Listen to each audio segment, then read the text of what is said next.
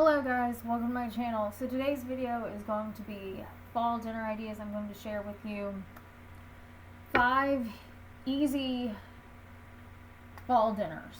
And you can make these all year round, but I thought they were kind of fall themed. And I'm going to start with stuffed pepper soup. And I'm going to say if you don't like stuffed peppers, you are not going to like this soup, because it tastes like a stuffed pepper. But it starts with a pound of ground beef, browned, drained. I don't know how many bell peppers I did. I will leave the recipe down below in the description box. And it called for a can of diced tomatoes. I didn't have that, so I just diced up one of the tomatoes we had from the garden. I added a can of tomato sauce, 3 cans of water, salt, pepper, brown sugar, and a beef bouillon cube, because it said beef broth. I didn't have that, but I had beef bouillon, so I just used the cube in place of the beef broth. That's why I added the water. If you have beef broth, you will not add the water.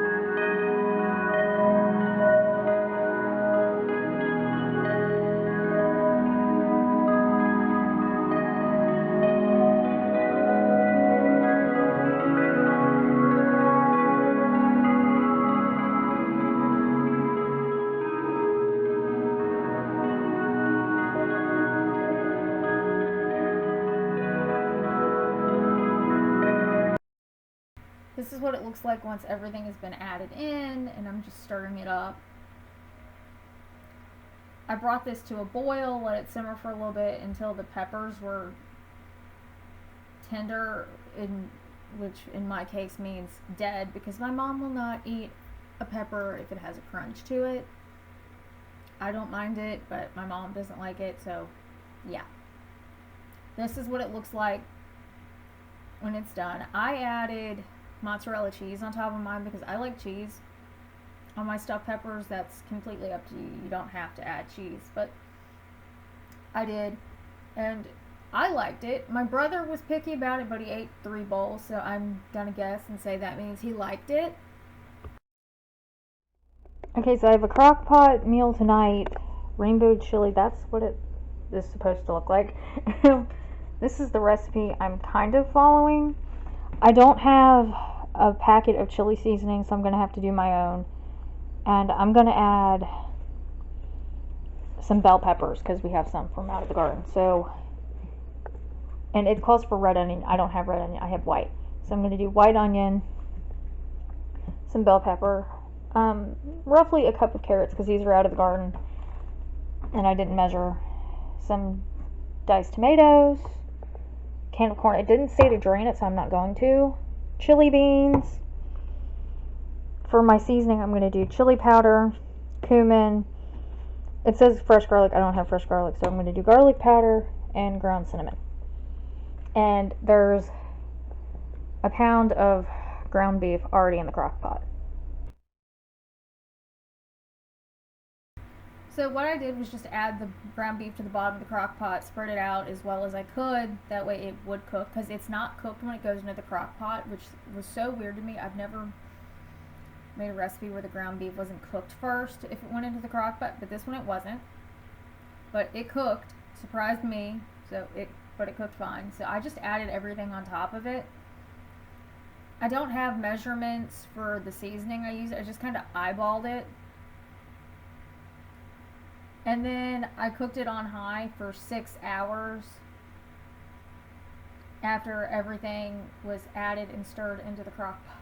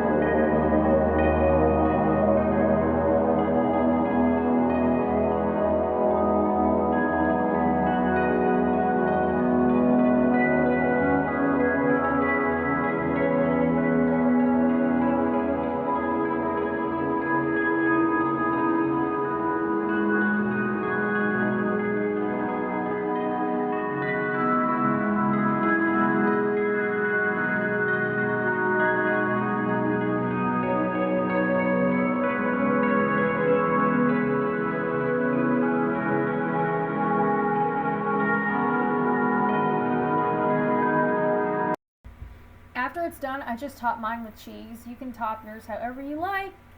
I just wanted cheese this night, so that's what I did. And this was a good recipe, but it wasn't one of our favorites. I think it really depends on if you are a tomato-based chili person, and most chili recipes for me are tomato-based, so it was good, but I think it would be better if it actually had some tomato sauce or something in it.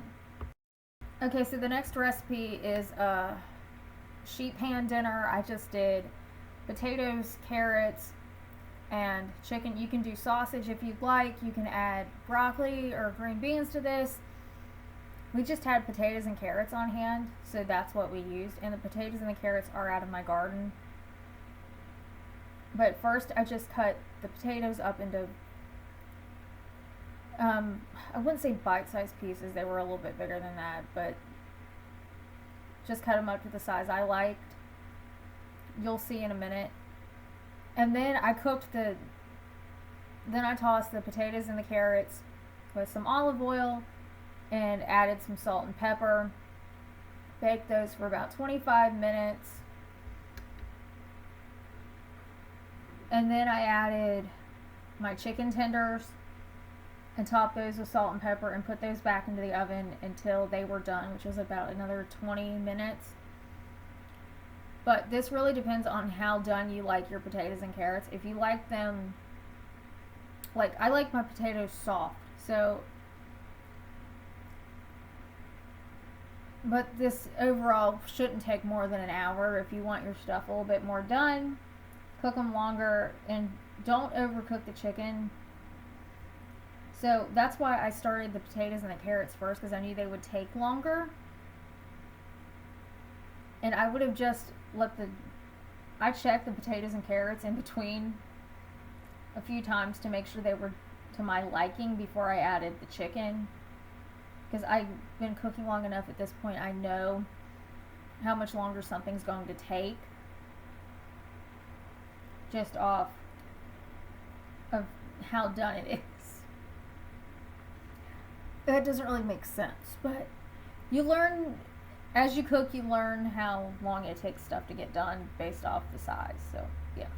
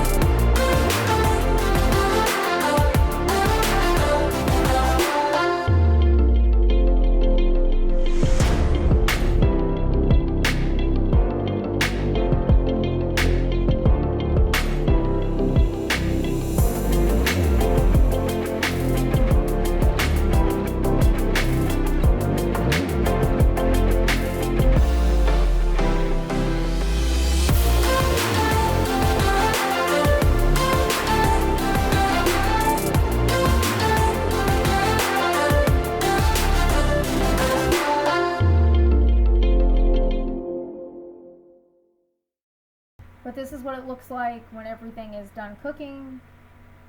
Really simple. I lined it with aluminum foil so I wouldn't have to clean it up, and really good dinner. Okay, so the next dinner is smoked sausage and onions and pepper sandwiches and oven roasted potatoes. For me, what I did was cut up my sausage. I started cooking my onions and peppers first in a skillet. Well, I had my potatoes going in the oven. If you want to, we did add onions and peppers to our potatoes this night as well.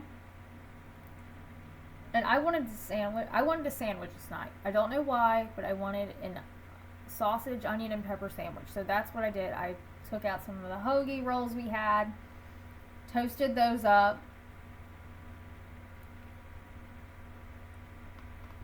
and cooked the sausage with the onions and peppers once the onions and peppers were done enough. And there was hot dogs on this pan because my uncle wanted hot dogs instead of smoked sausage. So yeah.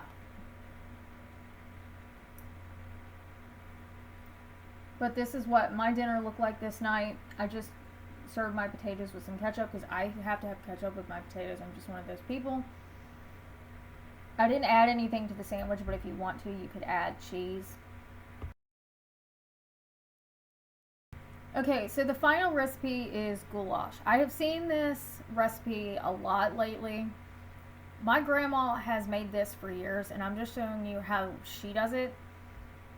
It's a pound of ground beef, half a box of elbow macaroni,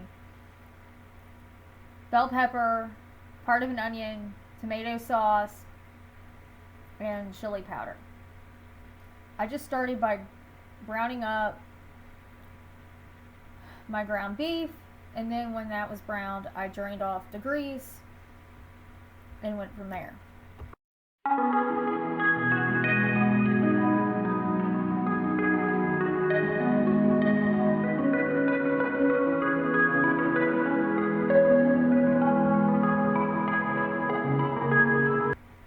I started by adding my peppers and onions and letting those cook a little bit in the ground beef. Then I went on and added the chili powder. And I add about 2-3 tablespoons of chili powder to this. And then I added, that was a really big jar of tomato sauce, so I added about half of it. Then I added about a cup or so of water. Brought that to a boil. When that was boiling, I added in the macaroni, and then I cooked it until the macaroni was done.